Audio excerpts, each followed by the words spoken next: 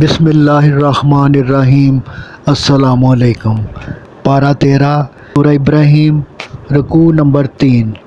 فرمایا کہ کافروں نے رسول سے کہا، یا ہمارے دین کی طرف لوٹ آؤ ورنہ ہم تمہیں یہاں سے نکال دیں گے۔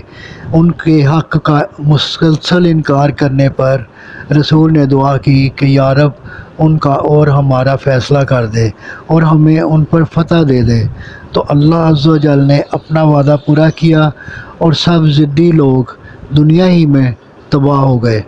فرمایا مرنے کے بعد یہ سب دوزخ میں جائیں گے، بدن سے جل جل کر جو پانی جیسی پیپ بہے گی وہی انہیں پلائی جائے گی۔